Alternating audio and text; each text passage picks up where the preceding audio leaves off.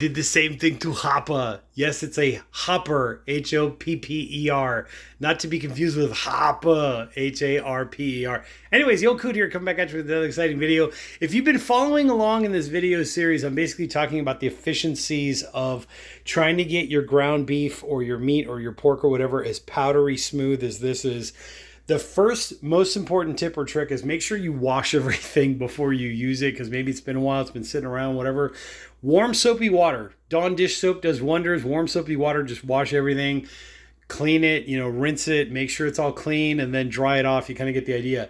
Second most important tip is take your meat from your refrigerator, right? Cut it into cubes. If you're going to go ahead and do like the Costco thing where you're going to buy the meat for stew or whatever, and you're going to grind that as your ground beef or whatever, cut it up into cubes, right? That'll fit into basically this hopper right here, right? So you want cubes that are about, I would say this is about like 1.25 inches, maybe an inch, like 1 inch by like 1 inch, that kind of vibe, 1.25 inches by 1.25 inches, and then maybe no longer than like 1.5 inches, maybe 2 inches long. So that way they can just fit in there nice and easy.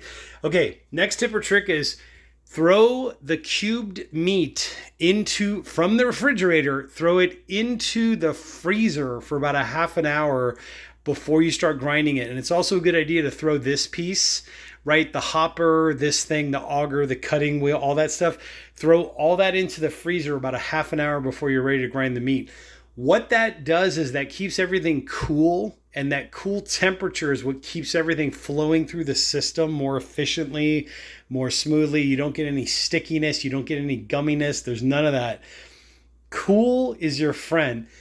What happens is if you take like room temp meat that you throw in there, that's when you get the sticky mess, especially pork, like pork butts, like your Boston butts, when you're going to make sausage or meatballs or whatever the case may be. Usually the traditional Italian meatball is something like 2 parts beef and then 1 part pork. What a lot of times what some people will do is they'll do like 1 part veal, 1 part beef, and then 1 part pork. You can do that too as well. Basically it's 2 parts beef to 1 part pork is basically the equivocal essential Italian, meatball, Italian sausage kind of a recipe. Sausage is actually, in some cases it can be pure pork. But the way you get gumminess and it sticks and it's harder to pass through the system is when this thing heats up. So do it in batches. Obviously you can see here, I had, man, I don't even know how many pounds this was. Let me check real quick here on the handy dandy tag receipt. This was, how many pounds? 31.99. Can't see right there. There you go, 5.23 pounds. So that's what 5.23 pounds of sausage or ground beef basically looks like. So keep this cool, right? Throw it in the freezer about half an hour before you're ready to use it. Throw your cubed meat, right? Your cubed meat in the freezer about half an hour before you're ready to use it. You should have a more efficient system and flowing, and you kind of get the idea. Once this is all ground, you can either cover it with plastic wrap, stick it in the fridge. You could season it at this point, right? If you wanted to throw your salt, pepper seasonings in there or whatever, you could use it right away. You can kind of do whatever you want with it. What I'm going to do is I'm going to make some carne asada burritos tomorrow, breakfast burritos.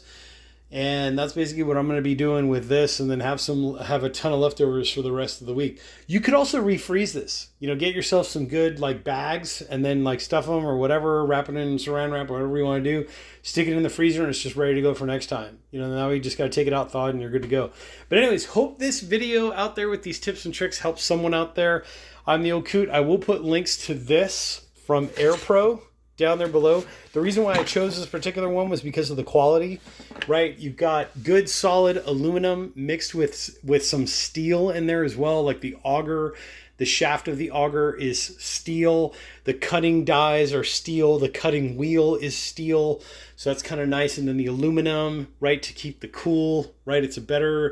It's more efficient at keeping things cooler. Anyways, you kind of get the idea. But anyways, with that being said, links will be down there below in the description. Also in the comment section, I'm the old Coot. And check out my Amazon storefront, by the way, where you might happen to see this as well. And I will catch you all in the next exciting video.